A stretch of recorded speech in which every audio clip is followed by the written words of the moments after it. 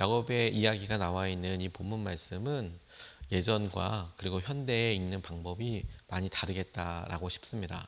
이 말씀이 쓰여진 때를 기준으로 해서 생각을 해보면 있었던 일, 그가 했던 일을 그대로 적어 놓았을 터인데, 그런데 그 배후에 하나님께서 하신 일을 어떻게 바라볼 것인가, 그리고 그 사실 자체를 어떻게 볼 것인가는 조금 다르겠다라는 생각이 듭니다. 이렇게 한 이 사건 자체를 당시에 본다면 어떻게 가축들이 아롱진 것, 그러니까 점박이가 될 수 있는지, 혹은 흰색, 검은색 이렇게 단색으로 될 수 있는지, 그 비밀을 그냥 어떤 계속 지켜보고 목동들이 본 바에 의해서 이게 그냥 이렇게 부모가 어떤지에 따라서 나타나는구나 이렇게 싶지만, 그런데 현대에 이렇게 가만히 보면 그러기에 단순하게 뭐 검은색 혹은 아롱진 것 이것에 따라서만이 아니라 또 여러 가지 요소들이 있다는 것도 알게 됩니다. 그러니까 이게 과학적으로 어떠냐 이런 느낌보다 하나님께서 야곱이 했던 여러 일들과 그 일을 그냥 덮어 씌워주시는 하나님의 은혜에 대해서 생각해 볼 수 있겠다라고 싶어요. 이게 무슨 말이냐면, 그가 목자로서 다만 양들을 잘 먹이고 가축들을 잘 먹이는 것, 그것만 해도 굉장히 부산했을 텐데, 그 사람은 거기에 플러스 알파에서 거기에다 뭘 갖다 놓고 색깔이 아롱지냐 아니냐 뭐 이런 열심과, 특별히 자기의 장인이자 이 모든 가축들의 소유주였던 라반에게 걸리지 않고 그런 일들을 하는 그런 열심이 더 있었다는 것이지요. 하지만 하나님께서 그의 행동과 그가 어떠함을 뛰어넘어서 그냥 축복해 주신 거죠. 가축들이 늘어났고, 그가 점점 하나님께서 그가 처음 떠나왔을 때 하셨던 약속대로 돌아가는 그날까지 참 큰 은혜를 주셨던 것을 보게 됩니다. 근데 그럼에도 불구하고 저는 야곱의 이 일을 보면서 이런 생각을 하게 됐어요. 그가 혈혈단신 혼자서 이 바다나람으로 왔을 때, 그리고 그곳에 혈육이라고 해서 자기 외삼촌과 함께 그 집에 머물게 됐을 때, 그래서 아내들을 얻게 되었을 때 그의 기본적인 마음은 염려와 걱정과 불안이었다라고 싶어요. 뭐 원래 자기가 집에 있었고 사랑받는 곳에서 있었으면 조금 더 나았겠지만, 그곳에서도 아버지 속이고 형이 해코지를 할까봐 도망쳐 나온 거잖아요. 그러니까 어디 기댈 데도 없고 하는 이곳에서 그는 진짜로 열심히 일했던 것 같고, 그럴 때 오는 것은 편하지 않은 염려와 걱정, 불안이 그의 마음을 이렇게 이끌어가고 있었던 점이 언뜻 나타나죠. 그리고 그는 다른 사람들의 평가와 인정에 정말 목말랐던 것 같아요. 어렸을 때부터 자기가 둘째라는 사실에서 형이 있고 둘째라는 사실도 다른 사람들은 어떻게 볼지, 그래서 그 자리에서 얻게 되는 것을 참 많이 갈구하고 탐했던 사람이었고, 이곳에 와서도 마찬가지죠. 오늘 이 일은 라반과 야곱 사이에 있어서 하나님께서 야곱을 어떻게 축복하시나. 근데 그럼에도 불구하고 라반은 참 야곱의 여러 일에 있어서 부정적인 부분이 많이 드러나는 그런 묘사들이 많이 있습니다. 또 라반의 입장에서 보면 갑자기 날아온 돌이 라반과 그 주변의 여러 관계들에 큰 변화를 주는 점도 있기 때문에 야곱의 입장에서 보는 것과 라반의 입장에 보는 것이 조금 다르게 보일 수도 있는 면도 있습니다. 그런데도 주님이 은혜를 주신 거 아니겠습니까? 이곳에서 하나님께서 야곱을 통해서 보여주시는 것과, 그럼에도 불구하고 주님께서 놀라운 은혜를 우리에게 깨닫게 해주는 것 같아요. 첫 번째로 오늘 이 야곱의 일을 통해서 우리는 다른 사람들의 평가와 다른 사람들의 인정에 대해서 우리의 마음은 어떤가, 야곱처럼 보이지 않는 곳에서 수고하고 열심히 하는 것이 다만 좋은 결과와 좋은 일들을 나기 위한 그런 목적을 넘어서 그것 때문에 힘들어하고 괴롭고 혹은 뭔가를 속여서라도 하고자 하는 그렇게 걱정과 염려의 어떤 대상이 되고 있는지는 아닌지 살펴볼 수 있겠다라고 싶어요. 저는 야곱이 자수성가한 사람으로서의 대표자, 그리고 현대에 있어서라면 셀러리맨의 어떤 대표적인 모습이 아닐까 싶어요. 오늘 창세기 29장 10절 말씀을 보면 야곱이 외삼촌 라반의 딸 라헬과 그가 치는 외삼촌의 양떼를 보고 우물 아귀에서 돌을 굴려내어 외삼촌의 양떼에게 물을 먹였다. 이게 시작이거든요. 이게 처음 그들에게 와서 양떼에 물을 먹이고 하는 것부터 시작이었어요.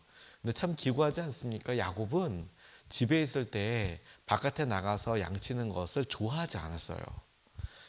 에서와 야곱의 어떤 모습을 묘사한 것을 보면 에서가 차라리 가깝죠. 에서는 사냥하는 거 좋아하고요.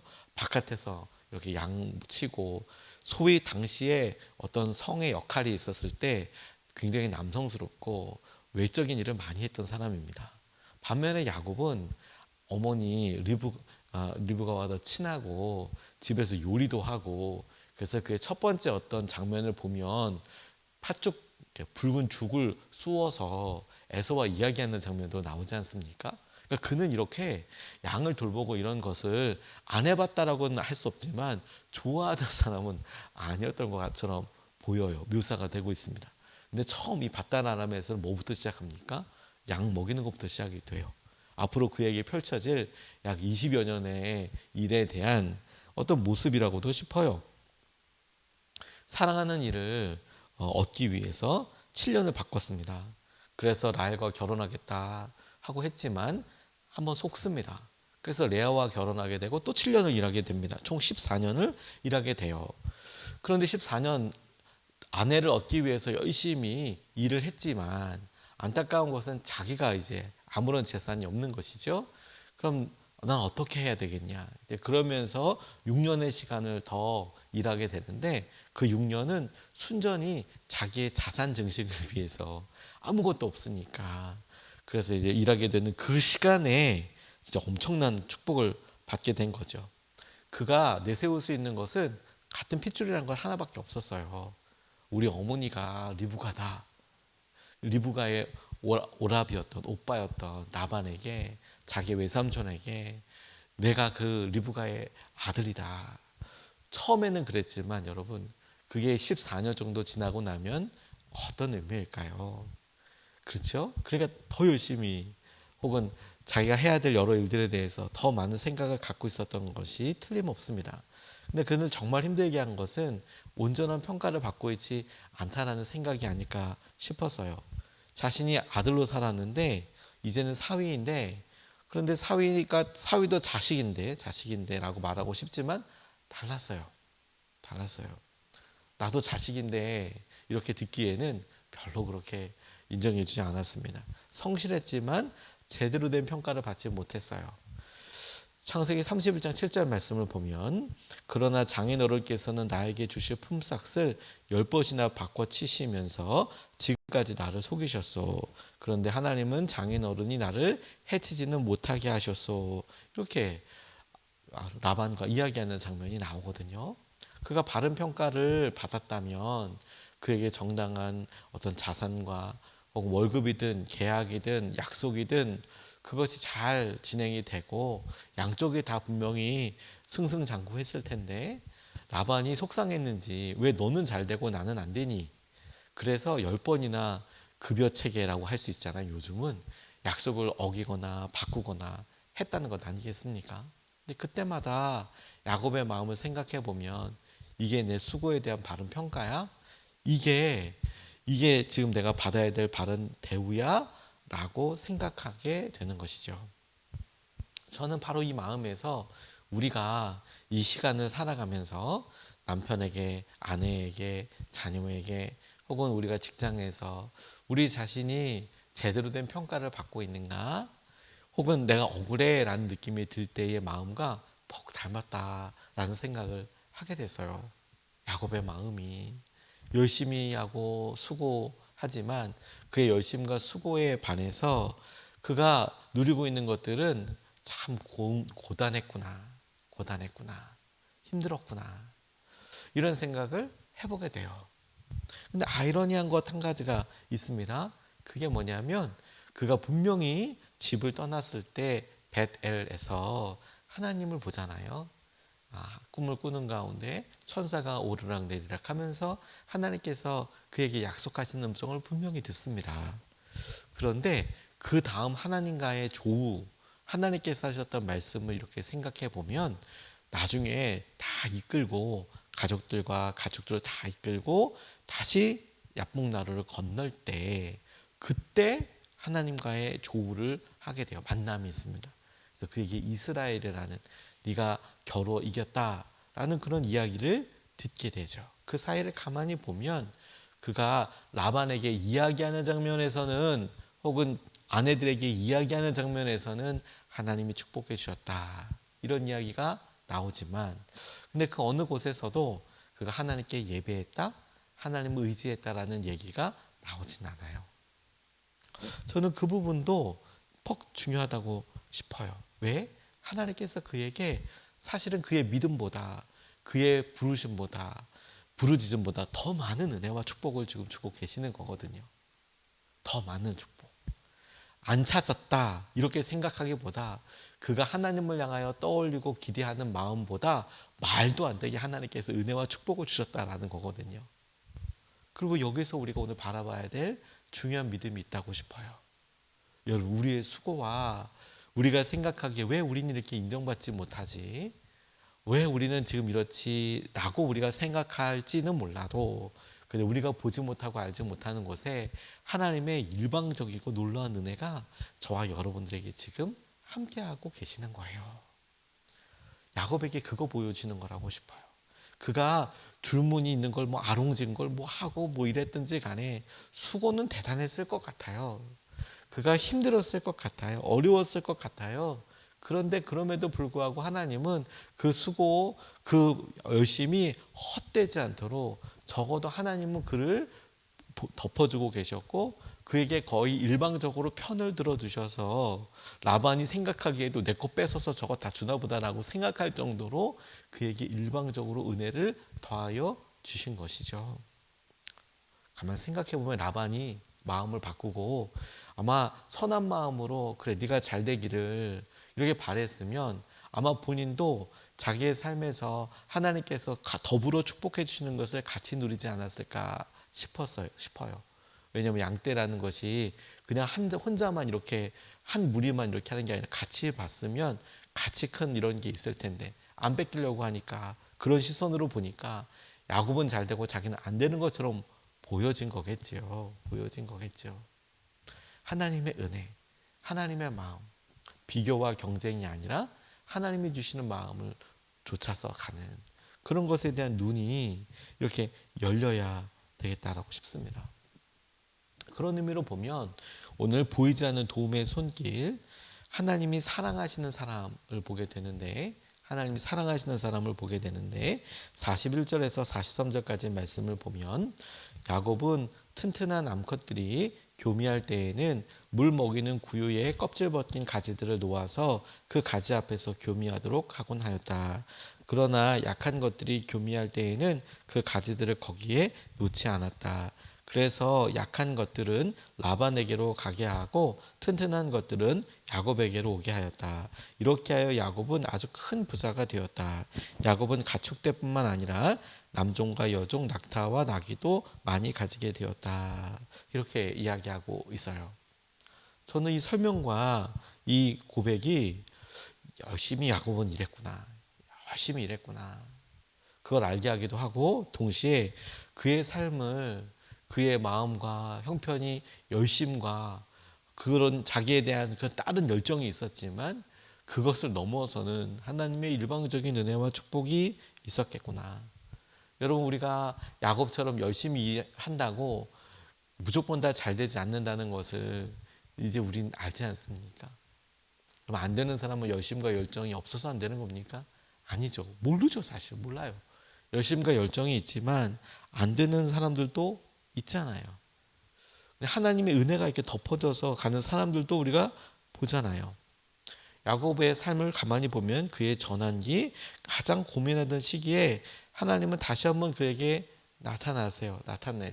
창세기 32장 23, 24, 28절 말씀에 보면 야곱은 이렇게 식구들을 인도하여 개울을 건너보내고 자기에게 딸린 모든 소유도 건너보내고 난 다음에 뒤에 홀로 남았는데 어떤 이가 나타나 야곱을 붙잡고 공이 틀 때까지 씨름을 하였다. 28절.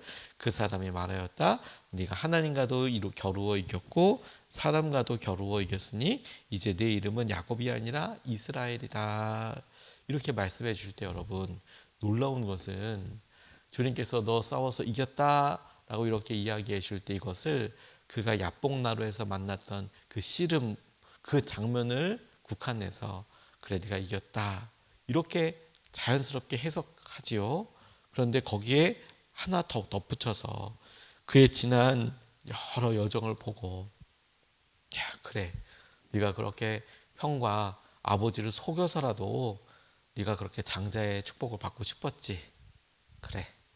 그리고 네가 라반 바단 아람으로 가서 장인 라반에게 그렇게 인정을 받고 혹은 거기서도 너 잘 살아보려고 노력을 했지. 그리고 이제 돌아가지. 그리고 이제 형 앞에 있으니까 두렵지. 그래서 그 밤에 씨름을 하지. 다만 그날 있었던 씨름에 대한 승패 그 결과가 아니라 그의 삶 전체에 대해서 그래 너의 그런 수고와 너의 마음이 네가 하나님과 겨루 이겼다. 그래 네가 세상과 겨루 이겼다. 사람과 겨루 이겼다. 이렇게도 고백할 수 있는 하나님이 아주 소중한 이름을 주셨다는 점을 주목해 보고 싶어요. 하나님께서 인정해 주시는 것이죠. 하나님께서. 우리는 선택받았고 하나님과 똑같은 은혜와 마음을 누리고 있습니다. 우리가 가끔 생각해 보고 그리고 이렇게 새 생명 축제와 같이 이런 일을 돌아보면 아유 내가 사람들한테 다가가고 접근해 볼 때 내가 좀 더 잘했으면, 그런 일들에 가끔 내가 이런 일에 혹은 실수가 없었으면, 혹은 내가 이런 일로 인하여서 그때 그런 말을 하지 않았으면, 이런 일들과 마음들이 막 더러더러 생각나지 않습니까? 그리고 우리가 예수 그리스도를 믿고 믿음 생활을 하다 보면 모든 성도들에게 있는 가장 마음에 있는 것들이 무엇이냐면 하나님의 영광 가리면 어떡하나, 내가 이런 모습으로 내가 예수 그리스도를 믿는다는 것을 드러내면 어떡하나 라는 것에 대한 부담감이 많이들 계시더라고요. 근데 여러분 잊지 마세요. 우리가 뭘 잘하고 선한 것 때문에 하나님께서 우리를 사용하시는 것이 아니에요. 하나님이 우리를 사랑하셔서 사용하시는 거죠. 라반에게 야곱은 곱게만 보이지는 않았을 것 같습니다. 라반이 아무리 그가 계약을 어기고 그렇다고 하더라도 그들 마음속을 가만히 생각해 보면 라반에게 있어서 야곱은 어떻게 보였을까? 라반의 아들들에게 이 라헬과 레아의 남편이기도 한 야곱은 이 동생의 이 남편은 어떻게 보였을까? 곱게 보이지는 않았겠죠. 아니 그의 할아버지였던 아브라함을 생각해 보세요. 하나님은 그를 선택하시고 그의 믿음을 의롭게 보아주셨지만 그가 애굽에서 자기 아내를 누이라고 거짓말해서 미칠 뻔했던 그런 엄청난 일과 이런 여러 일들을 보면 곱게만 보이지는 않았을 거예요. 곱게만. 그런데 그가 아주 윤리적이고 아주 좋은 일만 했기 때문에 축복해 주신 게 아니고요. 하나님이 그를 선택하시고 하나님이 그를 사랑하셔서 하나님께서 은혜 가운데 그를 축복해 주시고 은혜를 누리게 주신 것이죠. 그럼 우리가 아무렇게나 살아도 된다? 아니요, 아니요. 그 사랑에 덧입어서 주님이 주시는 그런 사랑과 평가를 우리가 알기 때문에 그 평가 때문에 오늘도 자유하고 새롭게 주님이 이 상황에서 원하시는 뜻대로 순종해 보려고 어떤 율법적인 것이나 억지로가 아니라 하나님의 사랑을 받는 사람답게 그렇게 다시 말해보고 다시 시작하고 다시 함께 보는 용기와 도전을 해볼 수 있는 거죠. 야곱에게 하나님께서 주시는 귀한 마음은 바로 그것이라고 싶어요. 그는 자기가 장자의 명분 받고 싶었고요. 다른 사람들을 불러주는 것, 그리고 자기 형도 자기의 가문의 사람들도 나를 그렇게 받아들여 주기를 원하고요. 라반에게 있어서도 칭찬 한번 받기 원하고요. 평가와 인정 받기 원하죠. 그래서 두려움이 많았던 사람이에요. 그래서 아버지한테 가서도 자기 이름으로 부르지 않고 마치 에서인 것처럼 행동했던 사람입니다. 그렇게 평가와 인정에 자격과 명분에 아주 목숨 걸고 목이 메어 있었던 사람이죠. 그런데 하나님은 그런 연약한 모습과 그런 삶을 그대로 아껴주셨어요. 그대로 사랑해 주셨어요. 그 모습이 여러분, 그가 어머니 뱃속에서 리브가가 아이를 임신해서 낳을 때에도 이미 하나님께서 알려주셨어요. 너의 태중에 두 민족이 있는데, 그래서 먼저 나온 큰 민족이 나중에 나온 그런 민족을 섬기게 될 거다. 벌써 태어날 때부터 하나님께서 그렇게 하신 것은 야곱이 뛰어나고 대단한 사람이어서가 아니라 그를 사랑하시고 그를 선택하신 하나님의 은혜 때문이었어요. 저와 여러분들이 그 은혜를 누리는 것이죠. 오늘 여러분이가 보면서 그래서 다른 사람의 시선과 평가에 목말라서 거기에 목을 메고 있으면 엄청 외롭고 엄청 힘들고 엄청 고단할 거예요. 근데 여러분, 우리의 수고와 우리의 여러 의미들을 가만히 생각해 보면서 하나님의 사랑과 받은 하나님의 은혜를 누린 자로서 이 일을 한다면 일이 덜해지고 경감되고 이렇게는 얘기할 수 없지만, 하지만 우리는 굉장히 자유하고 담대할 겁니다. 하나님이 이거 인정해 주시는 거야. 하나님이 일을 내게 시키는 거잖아. 그 일로 인하여서 은혜와 기쁨과 마음을 누리는 저와 여러분 되시기를 주님의 이름으로 축복합니다.